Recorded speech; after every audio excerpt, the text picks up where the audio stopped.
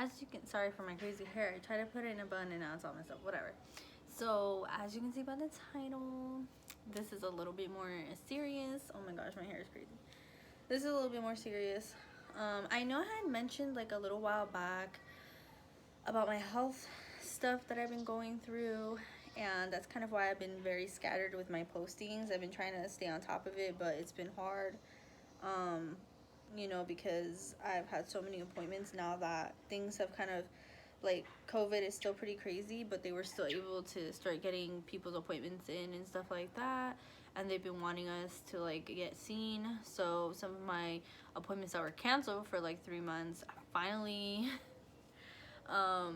got like rescheduled. So they were like, okay, go ahead and like make your appointment or whatever, and that took forever. I had to come in, I had like a bunch of stuff I had to do, the paperwork I had to fill out, so anyways, and blood work I had to do. So I got the results back. I don't have the results back for my biopsy. I just went under anesthesia like a few days ago, and they did a biopsy because they had to do an endoscopy, and it was interesting. He said everything looked normal except for my stomach, which was inflamed. I had signs of gastritis, and it adds up. It makes sense because I just tested positive for, no, not COVID, but for H-Pylori. So I did fail my test. Passed or failed? I don't know what you would consider it. I failed the test by passing it. So I tested positive for H-Pylori. It's basically an overgrowth of bacteria in your stomach. A large population of the world have it. Many people have it. I don't want to say percentages because I don't know the exact number. It was like pretty high percentage of people have it. Majority of people who have it though are asymptomatic, so it's like a bacteria imbalance basically, and just because you have it doesn't mean that you'll notice it, but if you do notice it, when it is starting to show symptoms, that's when it becomes a problem. So this is something I could have had for years. I started exhibiting problems while I was pregnant with my first, because for a few years I was on antibiotics a lot, and I didn't know this, but that can actually cause it. But anyways, I'll get into more detail with that. But I did test positive for H. pylori. It's a stomach bacteria. I did a breath test. I failed it, passed it, whatever. I passed it by failing it. I failed it by passing it, I guess you could say. So whatever. So I passed the test, but in turn tested positive. So that wasn't a good thing. And it's a 3-hour test, and I failed it in an hour. I tested positive within the hour. My levels literally went from, she said the first 2 tests I did were very little growth. She wasn't seeing any problems, so she was just going to keep doing it. She said the minute I started, I felt like I kept burping and burping and burping. I kept having gases. She said that is a symptom. So I had mentioned that in one of the last blows. I was like, I'm getting really gassy. And she's like, okay, so you are asymptomatic, which is a sign. And your tests have skyrocketed. Literally, the numbers went from like 4 to 5. And then it was like 7. And all of a sudden, my next one was 25. And then she was like, okay, if it jumps this high again the second round, it's going to be positive, so you're going to go ahead and we're going to go over your treatment plan. And yeah, sure enough, the next one was 48, and so it was a pretty high jump. And she was like, so basically what happened is I'm producing, that's a really big bug, I'm producing an over amount of phosphorus in my stomach. So you produce gas in your stomach.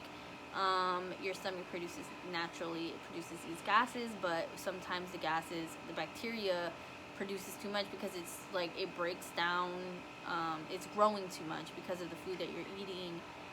There are foods, even healthy foods, that encourage growth from this type of bacteria.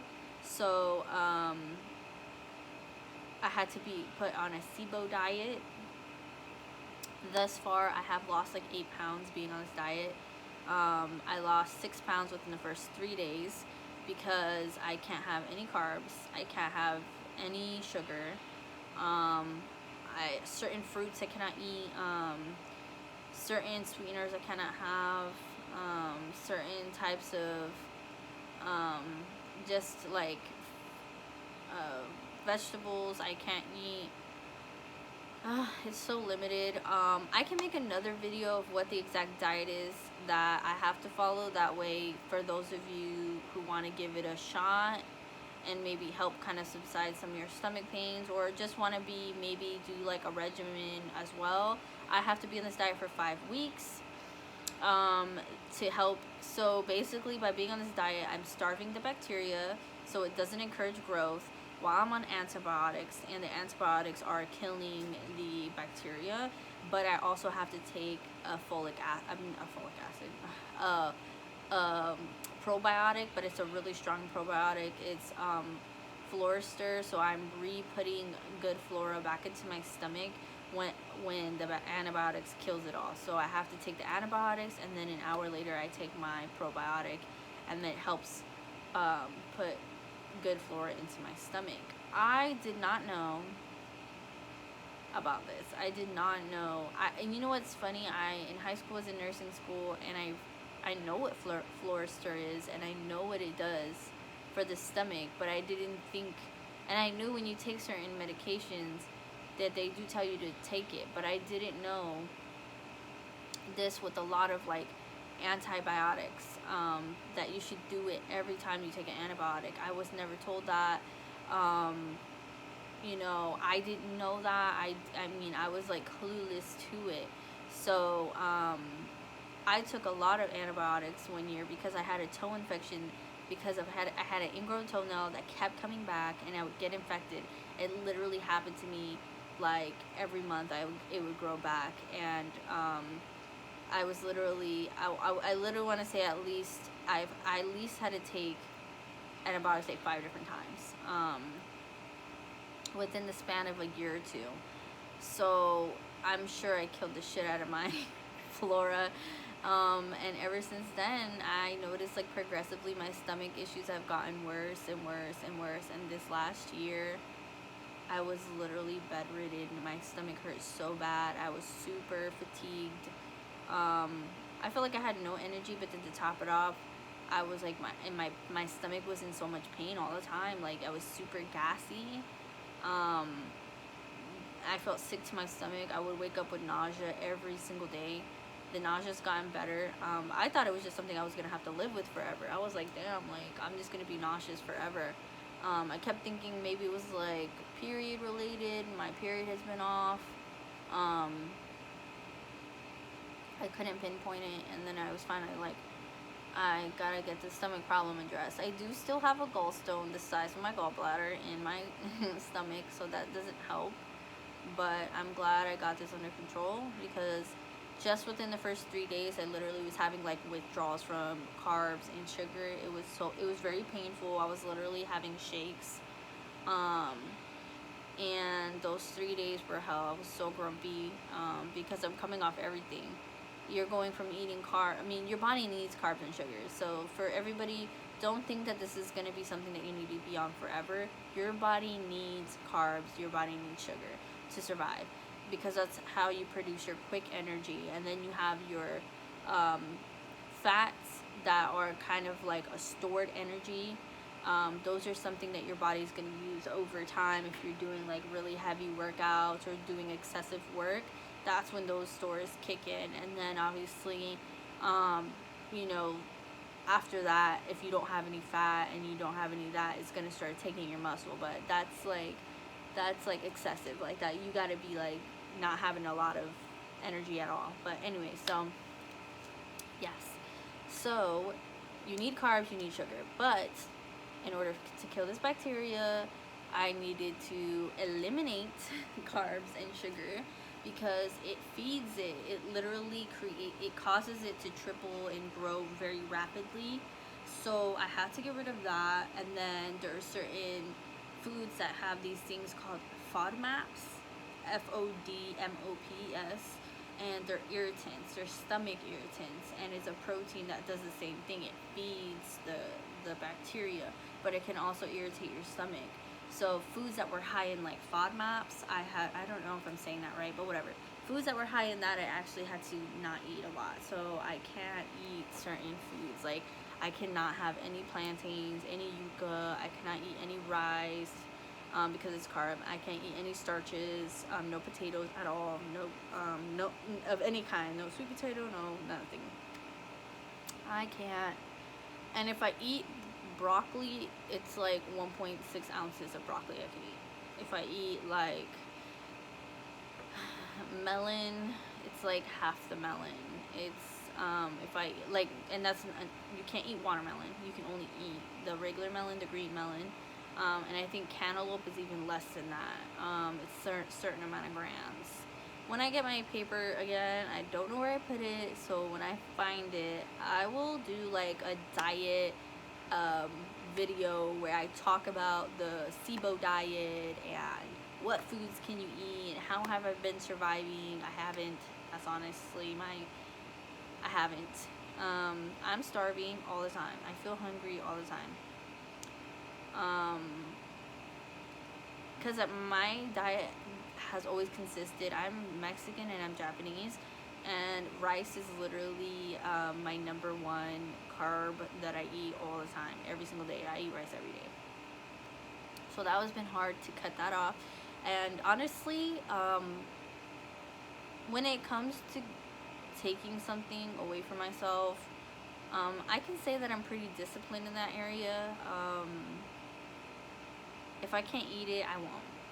And if it's bothering my stomach, I really won't eat it. So I've already like had kind of cut back on a lot of certain foods because of the irritation to my stomach, but doing it even stronger. So as much as I want to complain, honestly, and I just wanted to quit every day, I want to quit every day. I just want to like relapse, but I know that it's gonna benefit me in the long run. I've literally been pain-free since I started, minus the 3 days that I was literally like dying. I literally thought I was having like meth withdrawals, but other than those 3 days, my stomach has not hurt at all. I was having, I know this sounds a little TMI, but whatever, I was having explosive diarrhea every single day. Literally, if I ate a certain food, I literally was running like to the bathroom, blowing it up. My stomach was literally just on fire all the time, hurting. I had horrible acid reflux. I was on an acid reflux suppressant, something that like freaking old people take, very strong one. And even my doctors were like, you're like 26, why are you taking this? And I'm like, because I have horrible acid reflux right now. And then we find out why, because the H-Pylori, the gases it was producing, I was literally constantly producing too much gas, which is bad. It can cause ulcers. It can cause, other I forget what other issues it can cause, but ulcers is a huge one, and you don't want that, because then if you have any type of abrasion inside your stomach, it eats the lining of your stomach, which is also going to be an ulcer, but it basically deteriorates that protective mucus that you need, which is in turn, it basically is just breaking down your stomach. It's damaging it. And you need that, because if you have an opening in your stomach, there's not only a chance that things are going to get out, but there's just a higher chance of cancer developing, stomach cancer. So that was a huge issue. And because I have such bad gastritis in my stomach, they did take a biopsy because it seemed off, and he wanted to make sure that there wasn't already any type of cancer being produced or anything concerning that he was worried about. So he took a biopsy of that. I haven't gotten the results back, but hopefully I'll probably get the results back on my 5-week checkup after they follow me up for the H-Pylori and my endoscopy. So we'll see.